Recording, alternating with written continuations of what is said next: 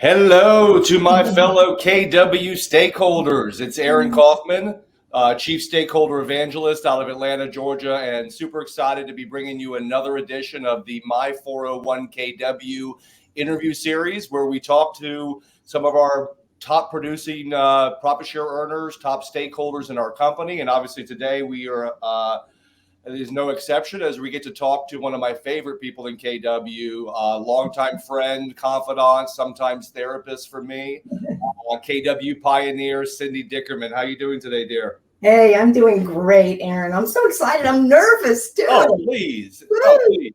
Nothing to be nervous about, Cindy. We have 13 people watching live. It's just you and me and a couple of people that I'm guessing that are from your region. You got a lot of support coming out of your region for this live interview. So let's just kind of pretend like it's one of our many conversations we've had over the years about profit share. But look, before we kind of jump into this, let's kind of go back, to who you were before KW, how you ended up coming to our company, who you chose as your sponsor, and then take us through the journey you've been on a little bit over the last 2 decades. Yeah, we can do that. That sounds great.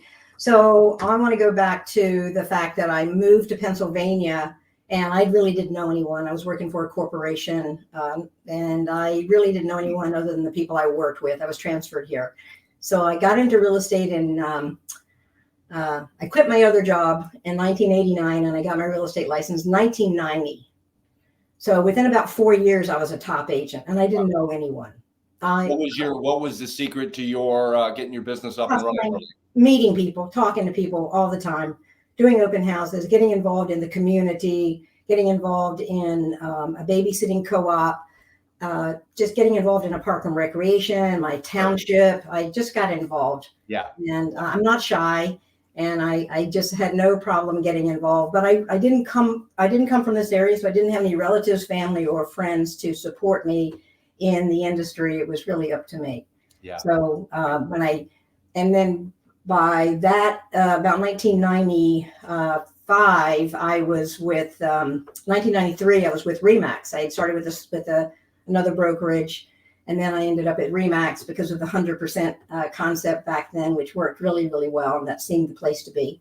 And so you started at more of a traditional company, and then made your way to Remax, or a local company. Yes, a traditional company. It was Prudential at the time, and so saw the opportunities at Remax. So I went over there, and the fast forward a little bit, by 1998, I had been involved in training and coaching other Remax agents regionally and nationally. And I guess I was on the radar to be recruited, and I was getting recruiting calls from Gary Keller in 1998 and 1999. Wow. Mo Anderson, and I was like, I don't know who you are. Like, I don't know Keller Williams. I think I've heard of you, but I don't really know who you are. Here in Pennsylvania, far on the East Coast. You can't get much closer to the coastline. And so Gary coached me in a call, and I was pretty blown away. I'll never forget it. He called me on a Tuesday morning, and he said, I said, look, I'm not interested in making a move. I'm doing great where I am. I said, I'm kind of petrified in this new market. It just turned into a seller's market. And he started coaching me. Wow. Gary said, did you check the hot sheet today? I went, yeah. He said, were there any new listings? And I went, yeah. He said, did you get any new listings? It was just such a moment. So that was in the late 90s, and it took me a few more years. And then there were 2 or 3 other Keller Williams offices in Pennsylvania. That was it. So people continued to call me, and finally I took some meetings in 2002 with 2 gentlemen who had opened a market center. They were successful, they were profitable, and they started talking about an agent-owned company that focused on training, that shared the profits. And I was like, wow, that's right up my alley. I just love the idea of the training. And I, at that moment, realized that my mentor, or the person I named as my sponsor, said to me, how many streams of income do you have? I think I had a rental property and I dabbled in a couple of investments. And I said, mainly commission. He said, well, what are you going to have when you stop selling? Well, not nearly what I'm making while I'm selling. So he taught me about how important it was to have more streams of income, and how helping other people was just another vehicle to have additional streams of income. So amazing. And look, I always tell people that if all you've known is Keller Williams, right, you're at a slight disadvantage, because that's right. you don't really realize how good you have it until you've experienced some of these other models. And look, we're not here to bash these other models, but the fact is the industry has changed, and what has emerged from this industry is a higher evolution. Okay, that that if people buy into it, right, if we buy into culture, we buy into interdependence. You realize, hey, look, RE/MAX is a great company, but if there's a better way to do business, if I can make more money, create more leverage, leave a legacy, right? These are the things that sort of opened your eyes to KW, right? Sure. You had to go through that journey, Cindy, right? Well, I did have to go through that. And there was nobody teaching you anything other than just how to fill out the forms. Sure. And not even how to sell more houses. It was very competitive. And I say often, at the older company I was with, good people, but they would just as soon see me break a leg as get another listing. Sure. I mean, it was very competitive, and in a way that there was no community, no culture. Well, exactly. And why would there be, right, Cindy? Let's get real. It's always been an independent contractor, brand-centric industry. There was never an incentive for people to work together. We're all competing, for the same, business, right? But then all of a sudden, a company comes out and says, "Look, well, what if we work as partners? What if we work together and realize that, even though we're independent contractors, there's something that binds us together, right?" And go ahead. Well, going to FSO. So we did follow the model. That was the cool thing about it. Yeah. So the people who were trying to get me to come to Keller Williams, I was still like, I don't know, man. I mean, I got to start. I don't know what I'm doing. I have no clue. Yeah. And there were no Keller Williams in our areas. It totally was Keller Who. So I went to FSO in the spring of 2003. And Dave Jinks was teaching, Mo Anderson was teaching, that they were teaching FSO back then. And so we learned about the Y4C2Ts. That's amazing. And everybody does it like Dave Jenks, right? That just pretty much sealed the deal for me in terms of organization, culture, the right people, saying the things that I know that other people wanted and people weren't getting, but people weren't talking about it either. Nobody talked about what they weren't getting because they didn't know what they weren't getting. Exactly. And you, ownership was on the table early on for you. I was the OP. I was being sought after to be the OP, and a whole bunch of people were being sought after to be the OP. And finally, my sponsor said to me, "If you don't do it, somebody else will." Exactly. And I took that wise person, by the way. I'm curious. This was a fellow named Paul DiCicco and his partner Paul Allen, that were older gentlemen that have been very successful in real estate in their careers. And I certainly do. Paul Allen has since passed on. Gotcha. But he really is a role model in our region for opening market centers and helping a lot of agents and building a great legacy. Yeah. So then I went to Mega Camp in the summer. And I took a friend of mine from RE/MAX. So fast forward there, we just made the deal. I mean, we literally were in the bathroom and we went, we're in, we just we didn't even know, we were so excited. So we came back to Pennsylvania in 2003, and I started doing some marketing and trying to figure out how to recruit other agents to the model. And I was doing everything I could to learn about how to recruit other top agents and influential agents. And I left a marketing piece on the copier. So my broker comes in and says, "Is this yours?" And it's got KW on it. And I'm hilarious. like, yeah. Totally something I would do, 100%. We got kicked out immediately and, had to find a piano mover to move our stuff out within like 24 hours to get out of there. Yeah. We moved 9 agents. We had 9 people from that RE/MAX office and admins. My team and another 2 other teams came over, and we incubated out of my basement for 6 months. And so we took a risk. I mean, I signed a $250,000 annual rent personal guarantee on a building to open up a 10,000 square foot office. And the thing I had learned at FSO was to go find influential agents that other people like, build that core group.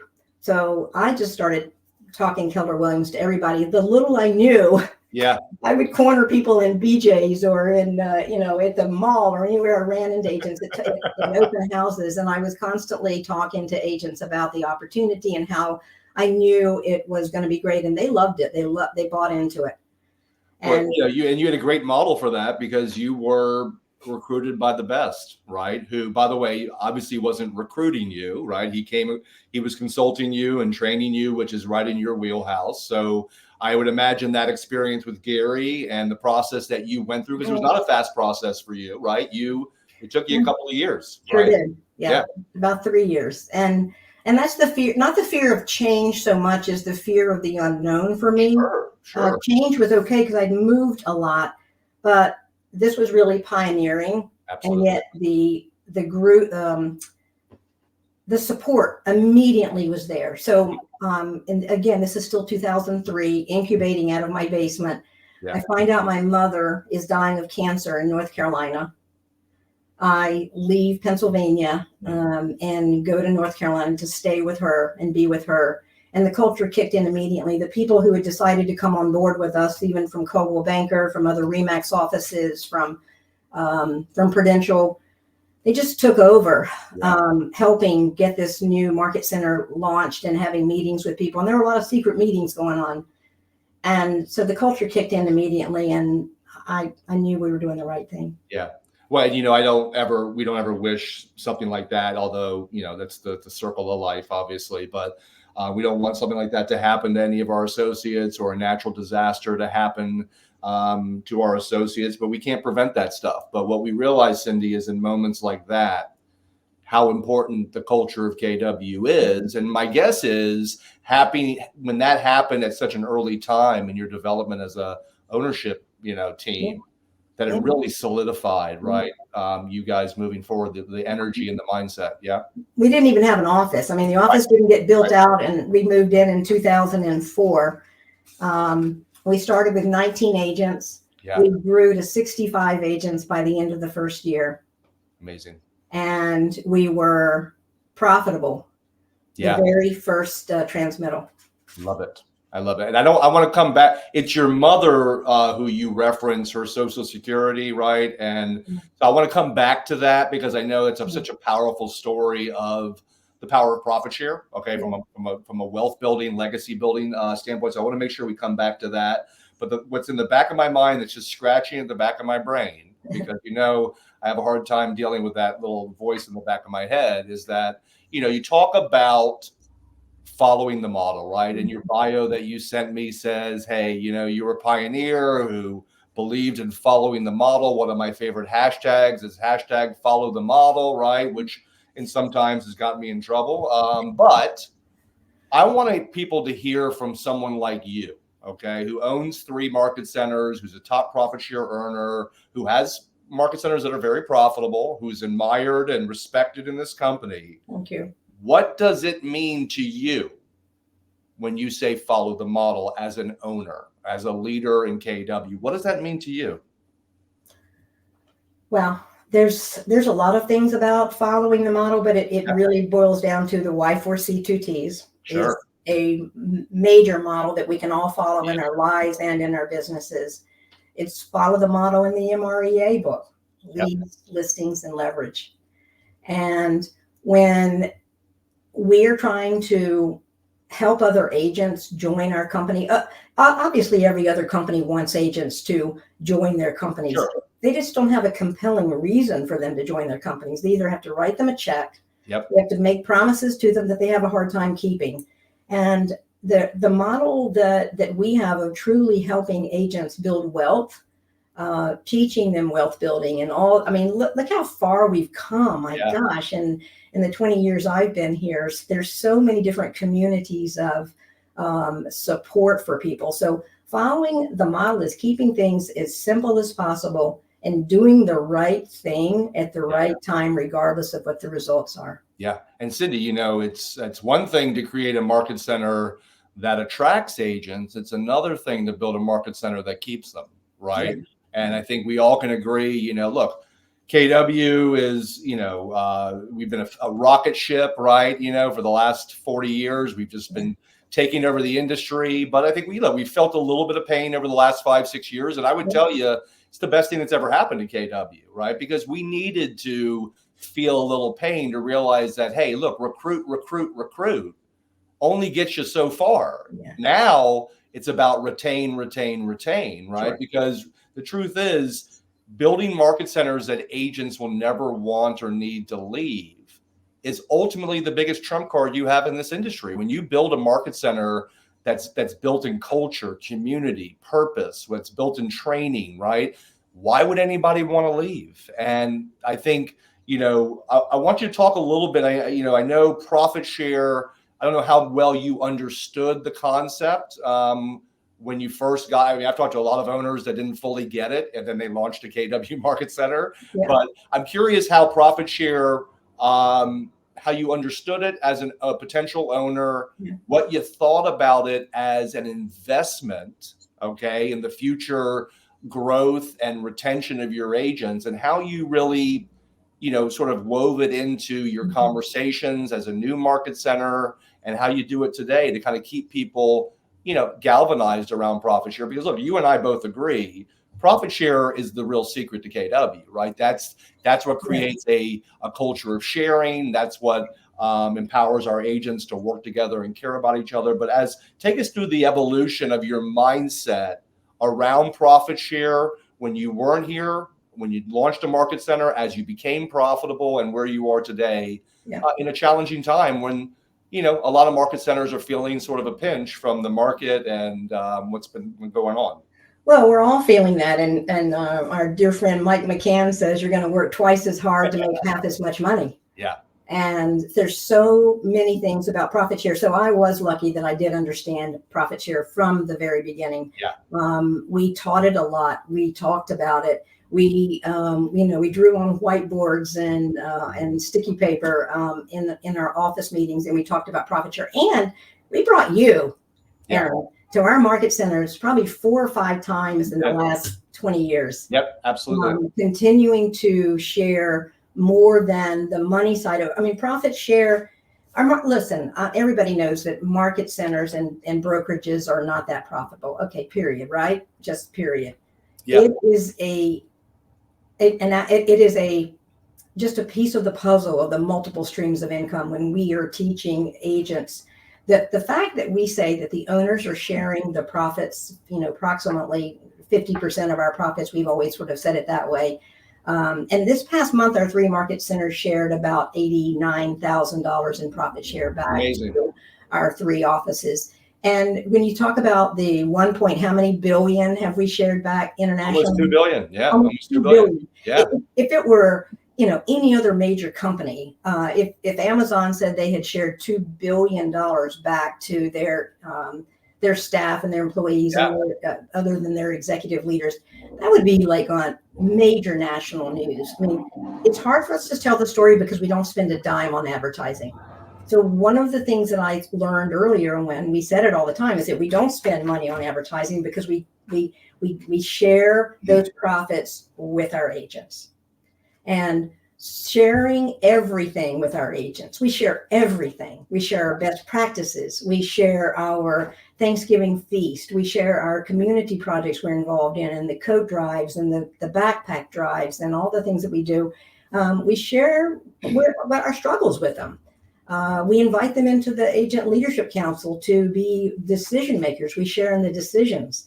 So sharing the profit is just part of the culture, and it's the lasting piece. So when people retire and leave Keller Williams, or God forbid they pass on, it is the only part of our culture that is that true lasting legacy that is passed on to their heirs.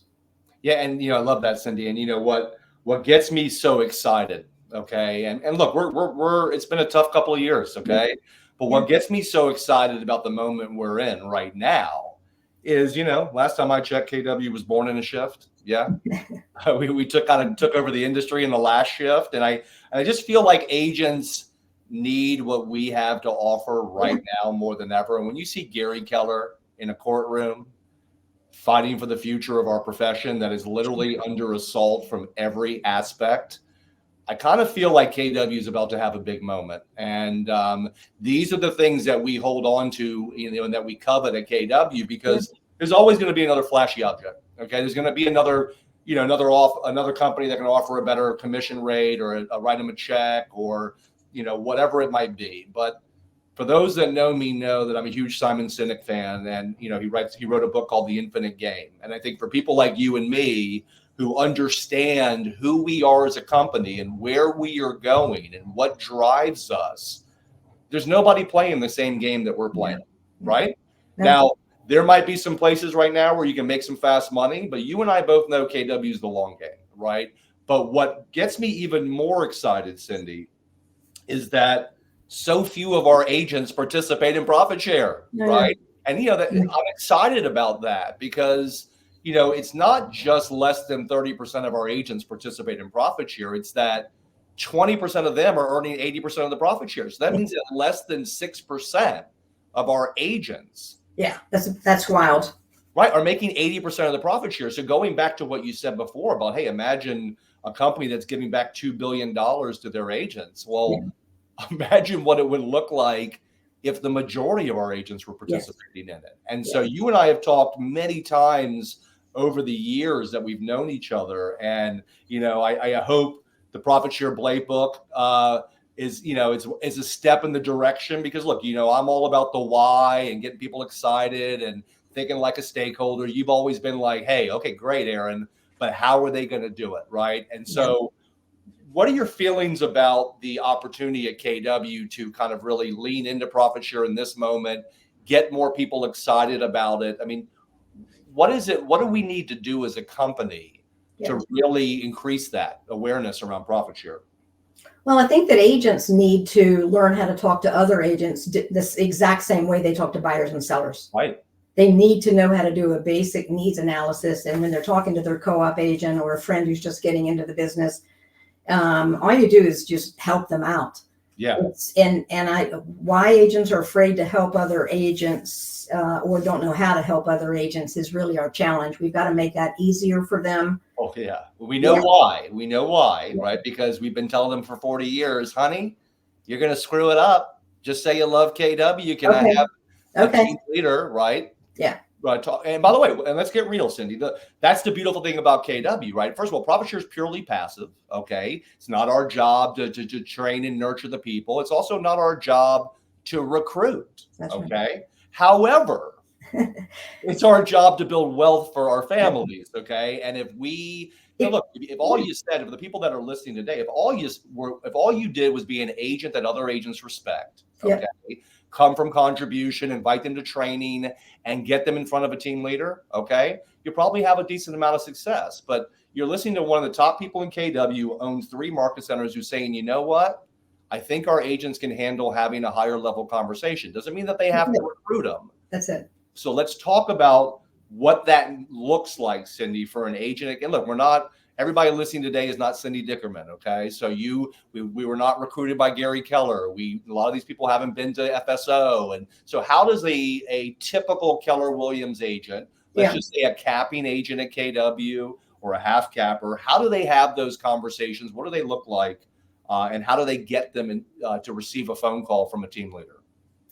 I think the basic thing is they've got to have a bigger funnel than they have now, because most people are just working on 1 or 2 people that they know. And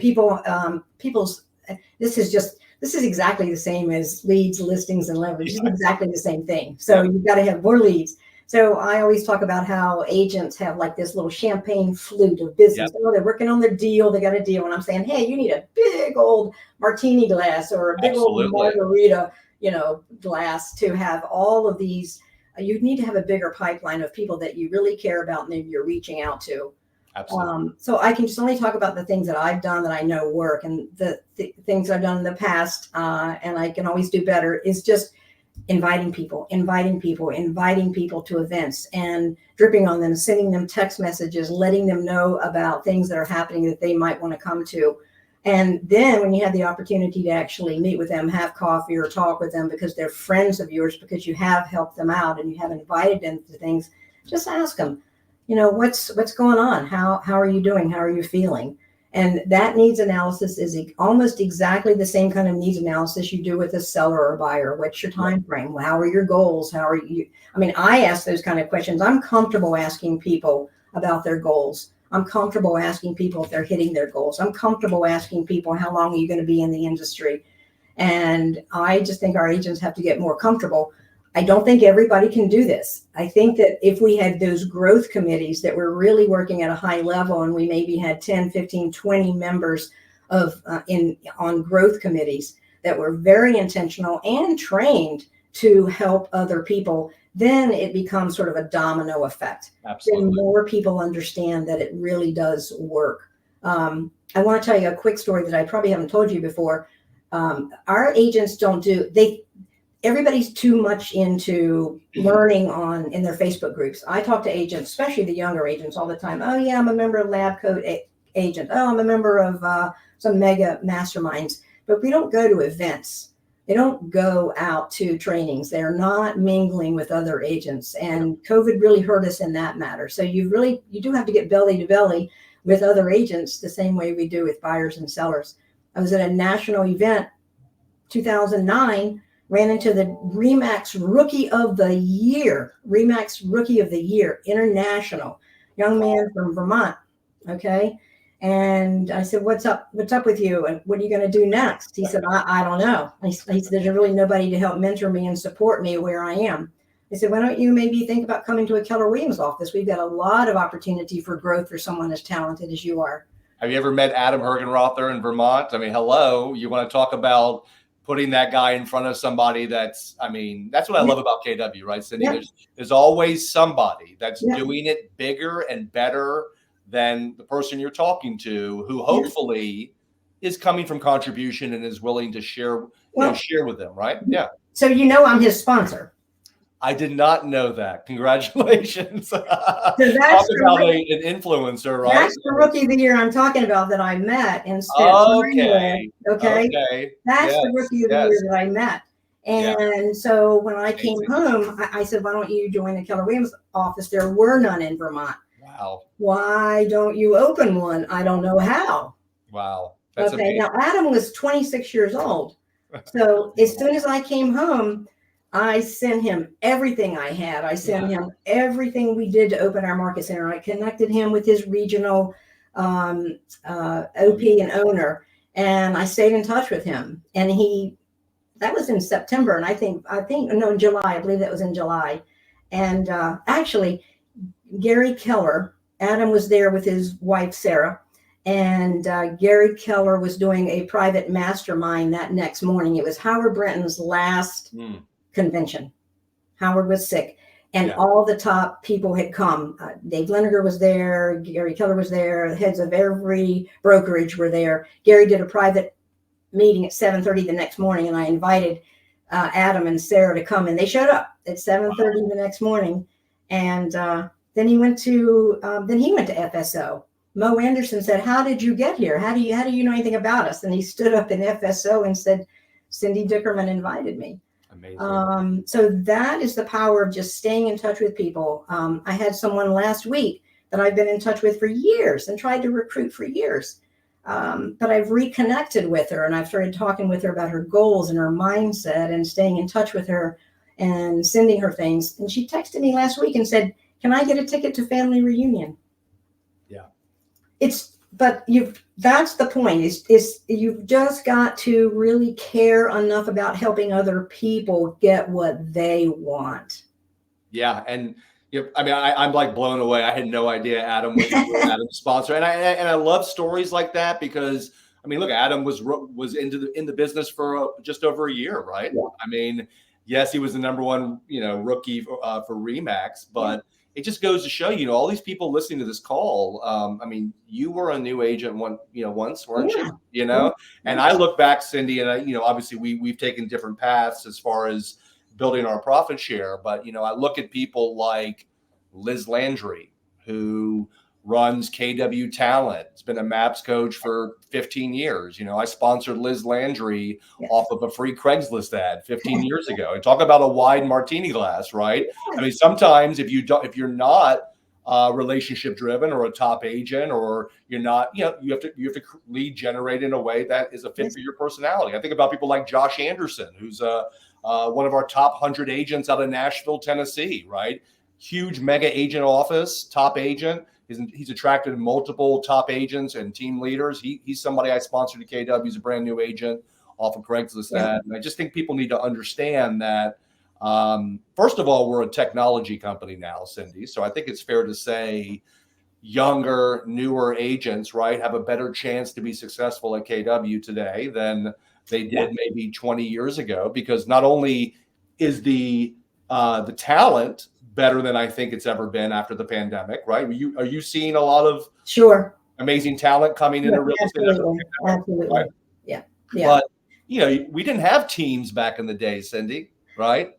We didn't, back when I started doing this, if you didn't want to generate your own leads, i.e. be a business owner, KW wasn't going to be a great fit for you, because we didn't generate leads for agents, right? We didn't have a lot of teams. And so people need to understand that with all the teams we have, with what Adam is doing, with Livian, right? And Team Ridge with market centers, like, look, a new agent can go right into production, generate profit share immediately. And my guess is have a much better chance to be successful, Cindy, in a shifting market. Yeah. That kind of support than they would have had back in 05, 06, 07, 08 when I started, right? Well, they're rocking and rolling. I mean, the young people are rocking and rolling, doing tons of flips and investing and property management companies and building, construction. I mean, they're doing so many things. I just want to say to everybody who's building wealth that way, that's fantastic. And I certainly approve and have done a little bit myself. However, it's what Linda McKissick says, that there is no client, or there's no amount of money, number one, that you can take with you. And two, the idea that you have people say to you all the time, thank you, you changed my life. Yep. You changed my life. And there's nothing more honorable than helping another agent in our industry's life become better, their family become better, and creating that generational wealth that they then can go on and create additional generational wealth through so many other avenues.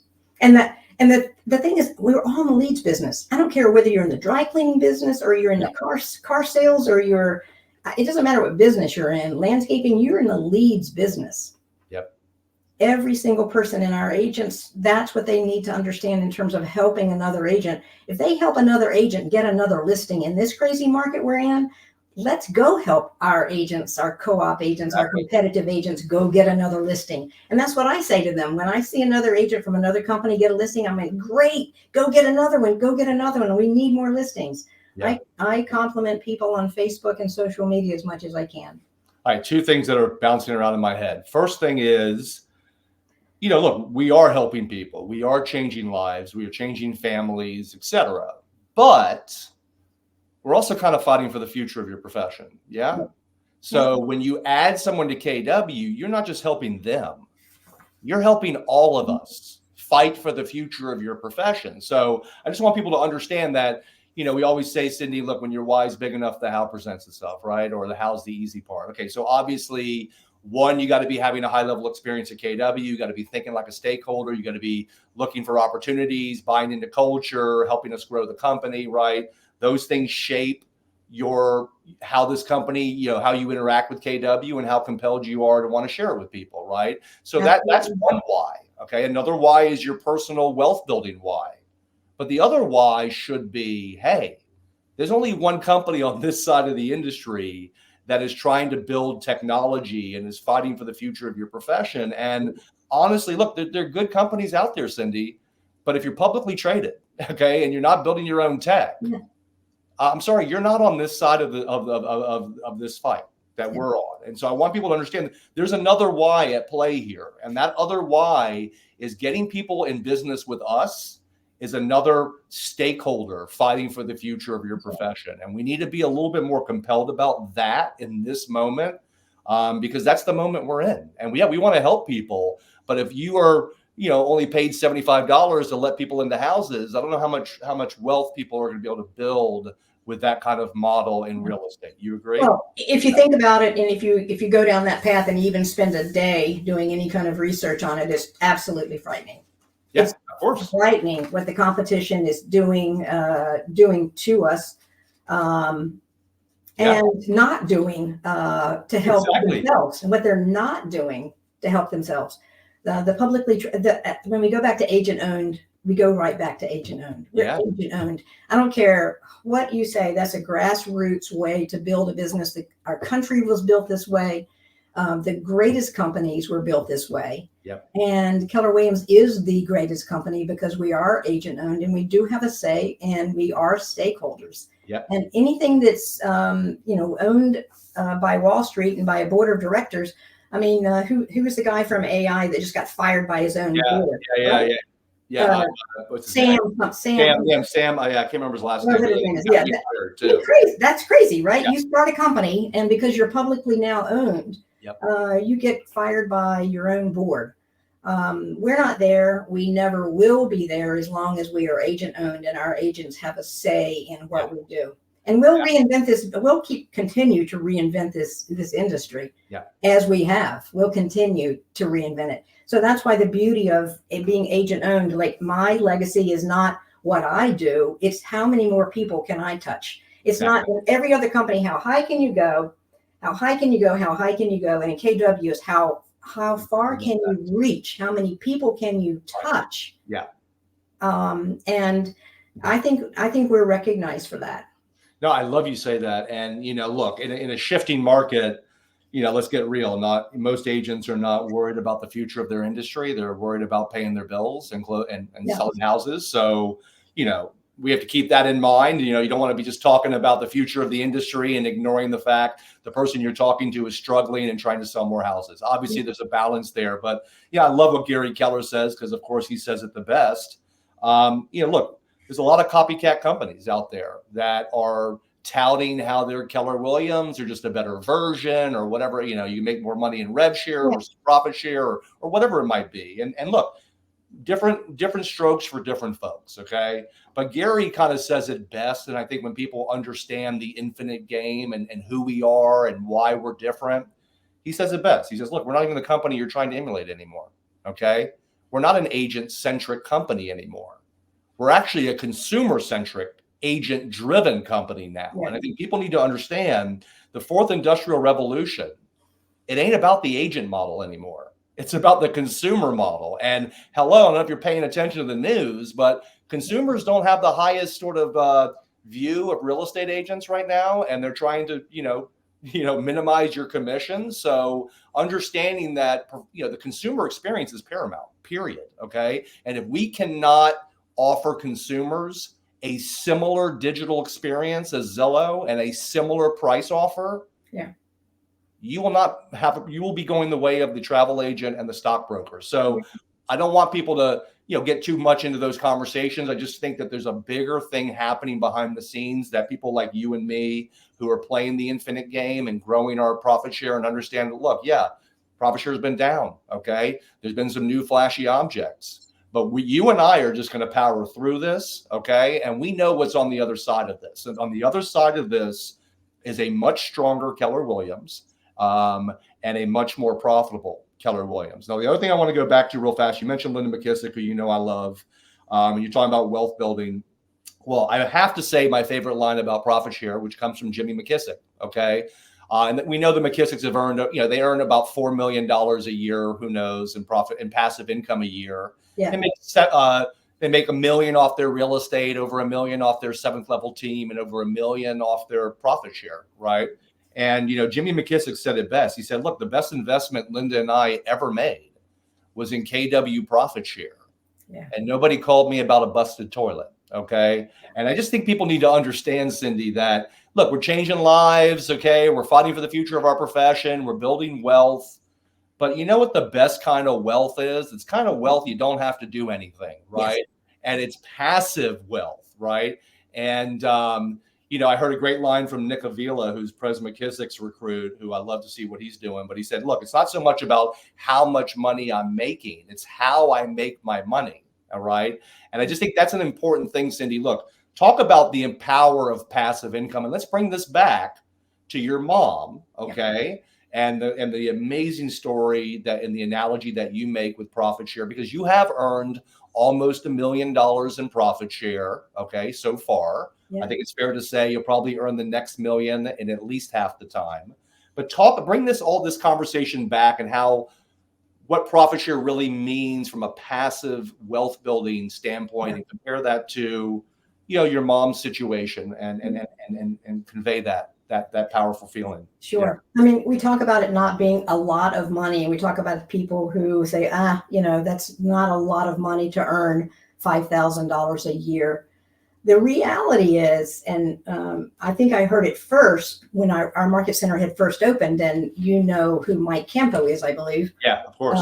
So Mike Campo always loved really nice cars, and he had come to a settlement, and I guess our office had just started, but you have to we were incubating, so we don't transmit until the third month. Yep. So I think he'd come to our brand new office, and I went outside and congratulated him on his settlement, and good to see him, and thanked him. And he had opened an office, and he was driving a Porsche. And I said, "Whoa, I know you love nice cars. When did you get this?" He said, "Just recently." And I said, "Wow, that is so sweet." And I'm not much of a car person. He said, "It's free." And I went, "What do you mean it's free?" He said, "My profit share pays my car payment." Wow. And, I'm looking at I don't know, back then, $65,000 car 20 years ago, sitting in the parking lot. I don't know what they cost. And I mean, it's just it's what you can do with the money, how it relates to your lifestyle. If it's $500 or $600 a month, which doesn't seem like a lot of money, but it affords you something that really, really makes you happy. Yeah. That's what's amazing. Or it pays your mortgage, or pays your power bill, or your gas, right? Listen, I have a beautiful beach home now that I would have never had if it weren't for profit share. But my very first, I have my profit share reports here from these really old ones. And we opened our office in February of 2004. And then we transmitted our very first transmittal was in July, I think. And we were profitable the very first month. By August, my profit share was $855. Wow. $855. Now, my mother had worked full time for 50 years. Yeah. And my profit share, that first big profit share I earned, was more than her Social Security. And she'd worked 50 years for it. Amazing. It's amazing.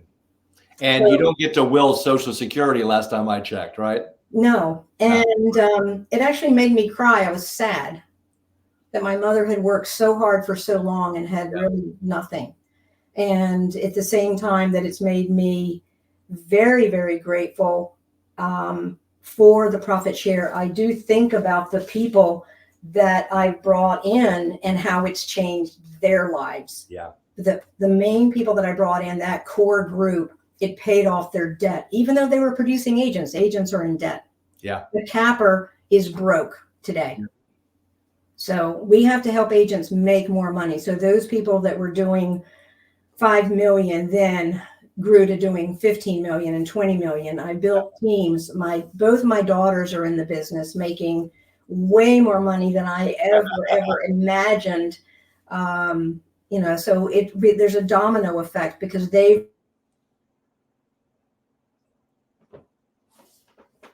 Oh, I think we might have lost Cindy here.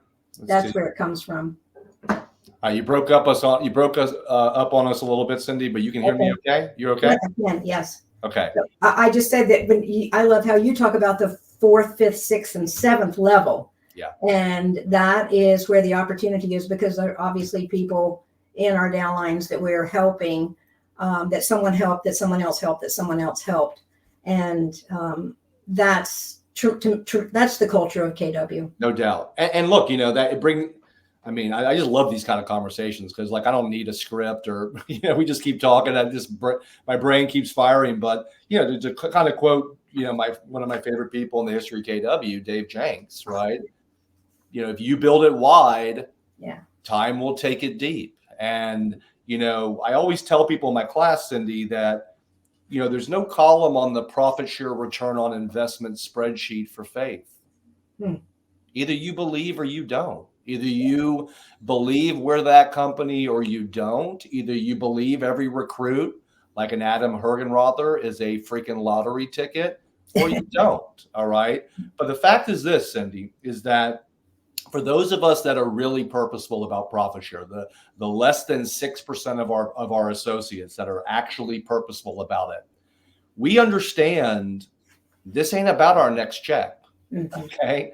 Look, I can't tell you how many times I've been waiting for that intranet to update and watching the spinning wheel of death, and all of a sudden my profit share check is so much less than I thought it was going to be, or I lost a sponsorship, or somebody that I brought to KW left our company and went to another company, and how much that affected me in that moment. Yeah. But there's something about believing, and understanding what the game that's being played, that look, checks are going to go up and down. Okay. You're going to lose sponsorships. People are going to leave this company. Okay. Your market center might not be as profitable today as it was, as it needs to be, or it could be.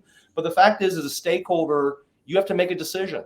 Okay. Do you want to be a part of the positive change? And do you want to protect this legacy that we're building for generations to come, or are you not? And, people always say to me all the time, Cindy, they're like, hey man, thank you for all you're doing to grow KW. And I'm like, look, I'm just taking ownership of this real estate company, got a huge financial stake in. Yeah. Maybe more of you should do the same. And when there are top profit share earners, or there are investors and market centers who don't come into the office and teach classes and participate in culture and help us evolve our tech, I'm like, what do you, what's the point? What's the point of being purposeful about profit share if you're not going to be a culture protector, if you're not going to help your fellow stakeholders, if you're not going to seek out knowledge and referrals, if you're not going to help us evolve our tech, if you're going to keep buying leads from Wall Street backed tech disruptors that are trying to turn all of us into low paid door openers? The fact is, profit share is about walking the walk, right? And believing, and then sharing that sort of authentic conversation with people. You agree with that? Absolutely. And there's a lot everybody in the market center can do. I mean, if you look at the fact that there's only about 25, at the most, 25% of our agents are productive on a monthly basis. Yeah. That means nationally, there's 125,000 agents that didn't make a dime last month. Right. 125,000 agents. If everybody in each of our market centers cared enough about the person down the hall, or that they see come in for a sales meeting, and checked on them to say, hey, how can I help you double your income this year? If we could just help, even 20% of our half cappers become cappers. And if we can just elevate our people who are productive to get out of their own way, get out of their own, I'm going to say it, ego, of being afraid to go help another person because they're struggling. I'm struggling. So when I'm talking to another agent from another company, I'm going to digress here a little bit. I mean, I've been here and I've been doing this a good while, but I'll be talking to an agent from another company and I'll tell them I'm struggling too. Like I'm, emotionally struggling. I am looking at how things are happening in our industry and how we're being bombarded. And I'll just let them, I'm authentic with them. I'm real with them. And vulnerable. And if some of our agents would just recognize that that's all human beings need, is to be able to relate to another person, then they would, I believe, be more comfortable talking to agents and other companies if they would just be more real. And then you've got to risk having people say no to you. Invite them to something, and then invite them again, and invite them again, and invite them again, and call them again. Because if you really want to help somebody, you'll do it. If you really don't care about helping other people and you're really there just to help yourself, I don't know if in the long run, even with all the money you might be making, whether you're with us or whether you're with a different company, I don't know if you're going to have that long-term feeling of I really made a difference. Yeah. And Cindy, let's get real. I mean, not every, you can fake it. Okay. I mean, the fact is we're building technology to help our agents be more human, more often with more people. Okay. Now, look, I'm just saying there's a lead generation aspect of this. Okay. A lot of the caring about our clients is systematized. Okay. Yeah, I get it. You care about your clients. Okay. But I want our agents, our stakeholders to understand you need to be thinking the same way about your fellow stakeholders at KW. Because when an agent that values what we value leaves our company and goes to another company, I want everybody to listen to what I'm about to say.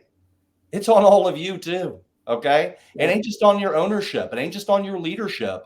It's on all the agents in the office too. And because you guys we can't deliver on culture and community and purpose if you never come into the office, if you never teach classes, if you don't help a new agent, sell another house, right? And I just want people, if more of our agents not only participate in profit share more, but start thinking more like a stakeholder. And Cindy, that's always been my conversation. This ain't about the money, okay?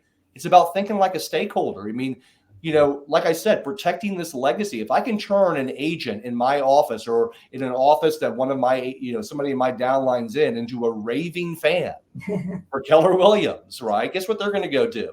They're going to go grow this company that I have a huge financial investment in. They're probably going to teach a class, help pay it forward with another agent. And I just wish more of our top agents would look at their market center roster like they look at a farming, data. Absolutely. Yeah. Right? Because look, you're a busy person. We get it. Okay. But how about you at least fake it? Okay. As a stakeholder. Okay. How about you teach a class? Okay. How about you, let a couple agents shadow you on a listing presentation? Just fake it enough so that they think that you care enough about them that they don't want to leave our company. Okay. You get that? Yeah. Okay. I get it. I know you do. So, okay. So Cindy, we've got, 10 minutes or so, 15 minutes or so left here. What do you want to talk about? What can you do, as far as imparting some insights, some wisdom, mindset into these people? We've talked about, being an agent that they respect, helping find their pain, maybe helping offer them a solution, inviting them to training. What other things can agents do to get more purposeful about growing their profit share? And it can be inside the market center, outside the market center, outside of their geographic area, outside of our country. What are your thoughts about some action steps? Because you're all about the action, Cindy, right? Well, I think it's there's a ton of things, but one of the things I was thinking about is find out who that right now is a perfect time of the year to go find out who are the rookies of the year in all these other offices. How would you find that out? How would you find that information out? Well, you can, I kind of look, or I would ask, because you can't, if you don't know the names of the agents, you're not going to see it in their office reports. But if I am looking at an office report in Trend Graphics or in our MLS, and I see a name that I don't recognize, I'm probably going to stalk that person and find out who they are. And then if I see that they look like that they just got into the business recently, that's possibly who they are. If do you have a recruiting board, by the way, or do you have a list of people that are your top 10, top 20 people you're focused on? Yes, certainly our team leaders do. Yeah, the team leaders definitely have their top 100, top 50, top 20, and the people that they're working with. Yeah. I think that getting out and networking and getting involved is really important. We've got a very, very active KW YP. The young professionals in Pennsylvania is super, super active, and it's the biggest chapter. So a lot of the young people that have come on board have joined that YP group. We have a very strong investors group. We have several wonderful top agents that are big time investors, and they have investor groups. So inviting them to those kind of events that are going to be specific to them. And your region does, and let me ask you a question. So you would agree. I love your region. I do. John Clyde's amazing. There's, you get some of the most amazing owners, agents, that we have in the entire company. But you guys work well together, right? As a region, because sometimes I go places and they don't. Like I get booked by one office who didn't tell the other office across town that I was coming into town. Now that works great for my business model, not so much for the profitability of KW, but talk just real fast about how the region and how your fellow owners there in Pennsylvania don't just look at interdependence within the office, but also as a region, as fellow, even though we're all competing for agents and business, how do you guys work together to bring in great training and leverage that as a recruiting event as well? You know? Yeah, I think the region listens to the leadership. We have the region is really involved in our region with, you know, John Clyde and Michelle and Jen and George. We've got a lot of great people in our region that are super involved internationally, and they are always on the forefront of bringing great energy and great training to us. Julia Lachey came not too long ago, and I loved her. I just love her training. In this moment, right, Cindy, when we are seem more divided as a country than we've ever been. And look, it's bold for Keller Williams to get out there and make diversity and inclusion and equity such a big part of our company in this moment, because we are. I mean, look, we have 170,000 agents in North America. We don't all believe in the same things, right? And so it's been a very bold, I think, intentional move by Gary and the leadership of this company, and Mark King, who I know, you know, is very passionate about diversity, but how important that is right now in this moment. One of the things that we're going to do coming up is we're at Chinese New Year. We have a few Asian agents, and not a lot, but we decided. And I've teased this one agent in our office every year, and she's very shy, very. And I've said to her so many times, you know, Shannon, I would love to have a Chinese New Year party. Yeah, I love that. Said, okay, let's do that. And I was like, well, I don't know how to do that. Like, you're going to have to figure that out and do that. So if we have a Chinese New Year party in our office in February, I guess, then we're going to invite as many people as we can. We just had a wonderful Diwali celebration in our office. So, look, Mo says it best, Cindy, right? If you want to build a big church, build a bunch of small ones, right? And so that's what communities are. That's what, you know, everything that makes our company. Look, we can't, you know, we have to find smaller communities locally, right, that connect our agents as well. And I just think the diversity thing that Julia's doing not only is great for our company, it's a huge recruiting tool for Keller Williams as well. Yeah. It's so beautiful. And it's not, I mean, you know, when I can't remember exactly how she talked about it, but I think the way I understood it is diversity is that we're all different. Yeah. Diversity is every person is diverse from the next person. Yeah. And I just learned so much from her. I believe that individual agents in each of our offices, there's only going to be, this is just something we have to accept. Yeah. There's only going to be a certain number of people that are going to care about and be comfortable helping others. Yeah. In fact. Sure. 80-20 all day long. Yeah. So in nurturing the people who want to help, finding out who wants to help other people grow and have a better life is our job to, and it's, I mean, that's the thing. We had a leadership call this morning. We just talked about the conversations, it's the perfect time of year to be having conversations with other agents and other companies, as well as our own agents, because of the end of the year, the beginning of a new year, the hope and the inspiration that we can have, and ask people, you know, what do you hope next year is going to look like? What can you change now to have next year be what you want it to be? And, you know, those are the conversations that we can have now that are very purposeful and very natural. Yeah, absolutely. And, you know, obviously it's always going to come down to helping agents sell more houses, right? But, you know, there's something to be said about being a part of a global real estate company of 200,000 stakeholders that are bound together by purpose and community, right? And have a real incentive to work together and care about each other at a time when we seem to be more fragmented and divided, right, as a planet. And, you know, I know that those things oftentimes don't fit on a spreadsheet when it comes to an agent looking at their business. But, you know, I don't know, these days, Cindy, I'm just, you know, I get a little bit of peace of mind. You know, there's just a little bit of an anchor in my soul that knows that, hey, I'm a part of something bigger in this world that seems to be so divided. There's something that binds me together with these 200,000 people. And I always use the sports reference. I'm a huge sports fan. I'm a huge football fan. And, I think about, like the Green Bay Packers, right, which has one of the most, powerful fan bases. But people don't understand that Green Bay is owned by the shareholders, right? That many of them are the fans of Green Bay. They're owned by the citizens. That's awesome. I love that. There's, I might be at a Falcons game. God bless me that I'm at a Falcons game.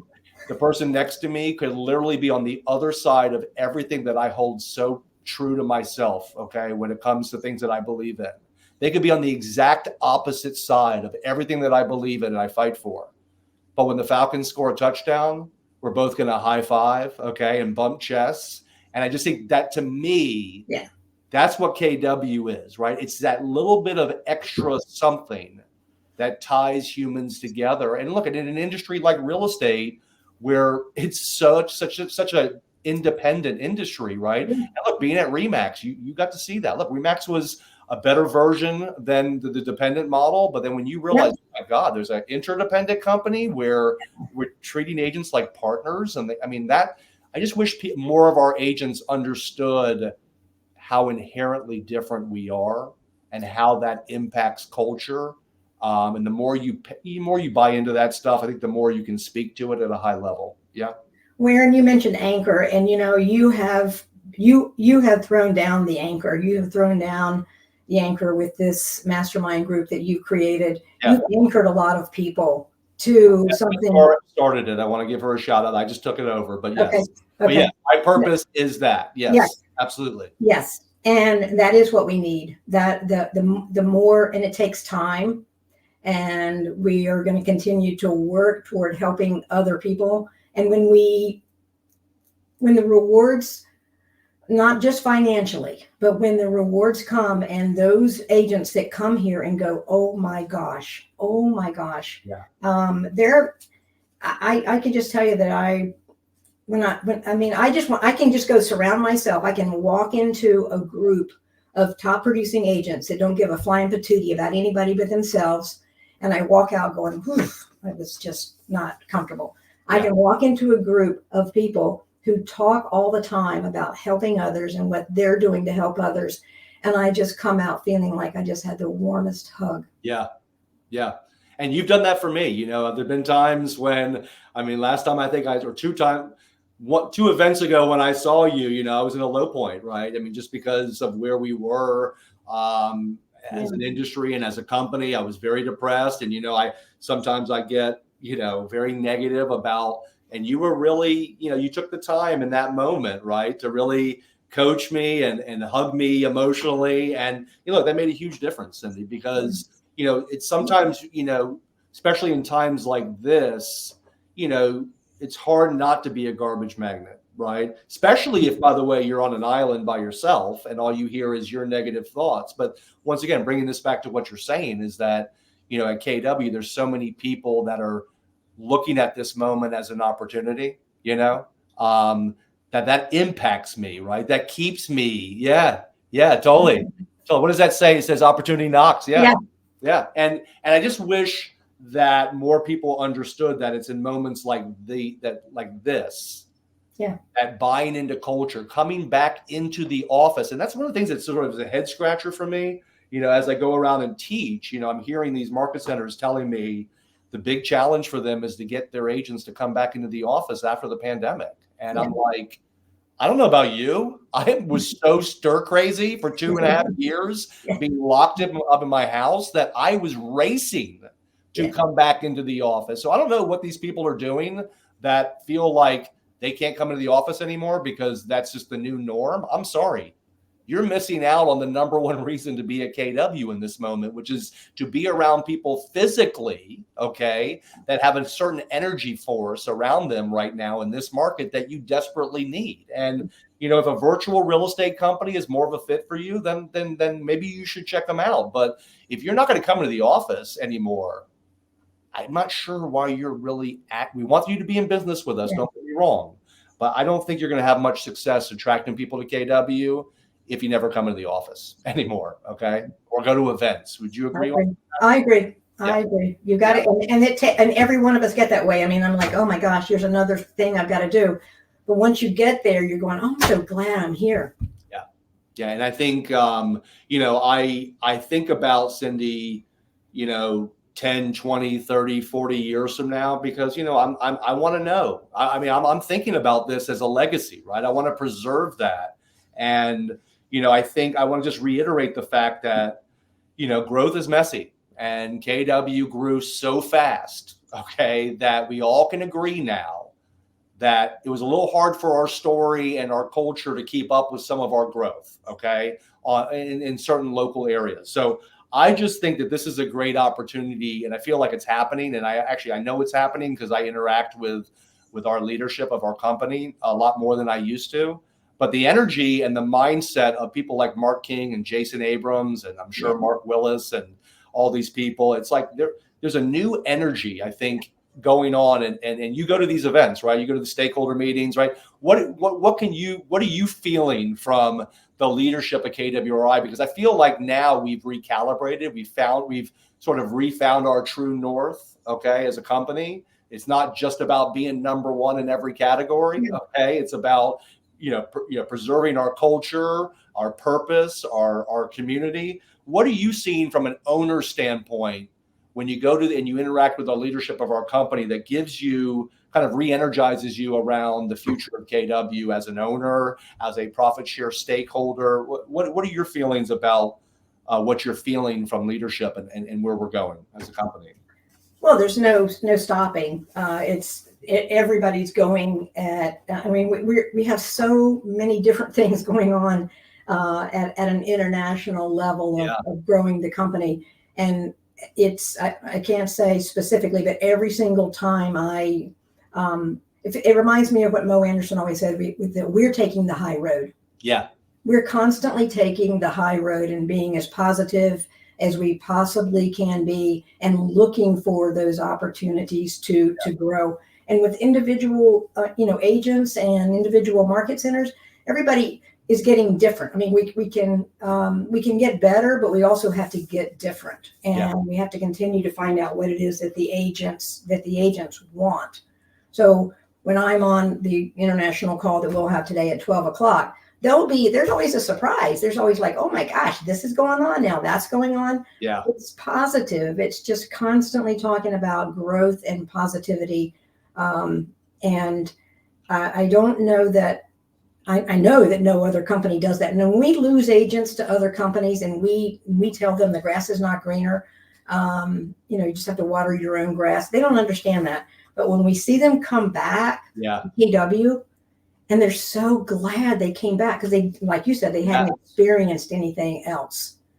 So I believe we're constantly, the leadership is constantly looking at asking for the feedback. What do we need to do to keep you here and help you get what you want? And it's very broad. I mean, it's happening everywhere from, technology all the way to just, our community events. So just look at Tony Robbins and Mel Robbins being our keynote speakers coming into Vegas. I mean, how pumped and positive is that going to be? No, and I tell you what, I mean, I just love that we scored Tony Robbins in this moment because, Vegas is going to be such an abundant experience at a time when most companies are hunkering down, right, and trying to outlast this shift, right? I feel like, we needed some wins. We got Mark Willis back, we got Tony Robbins at Family Reunion. We've been building this tech, and I think people need to understand building tech is messy. Okay, there haven't been the first 4 or 5 years a lot of things to tout and victories because it takes time to build it. But while we've been sort of chugging along here, right, that little engine that could just building our tech and keeping evolving it and keep gathering more data and more insights. And I just think people need to understand that there is no catch up, as Gary would say. Yeah, we're not there yet, but the competition's so far behind us and they're not even playing the same game that we're playing, that if you're thinking like a stakeholder and you think that the golden age of profit share was for the founding agents of KW, I'm here today to tell you right now, this very moment right now, is going to be the greatest time in the history of Keller Williams to build your profit share. I have no doubt in that. And not to mention the global growth of KW. And who knows who you attract. I mean, you think Adam Hergenrother at some point is going to attract somebody internationally if he hasn't already? I have a feeling he will. Okay. Yeah. So, Cindy, I mean, that's what gets us excited. That's why you have a big smile right now in this moment, is that you and I both know we're just getting started, right? Just getting started. Hey, Cindy, thank you so much for taking your time. I hope I didn't talk too much today. Loved it. Such great nuggets and insights. You know, you're one of my favorite people. Thank you for all you're doing to grow your offices, to follow the model, to keep me in line, to keep me positive. And I can't wait to give you a big hug when I see you in Las Vegas in February. Can't wait to see you again. Thank you so much for the opportunity. Thank you, Cindy. You know I love you. All right.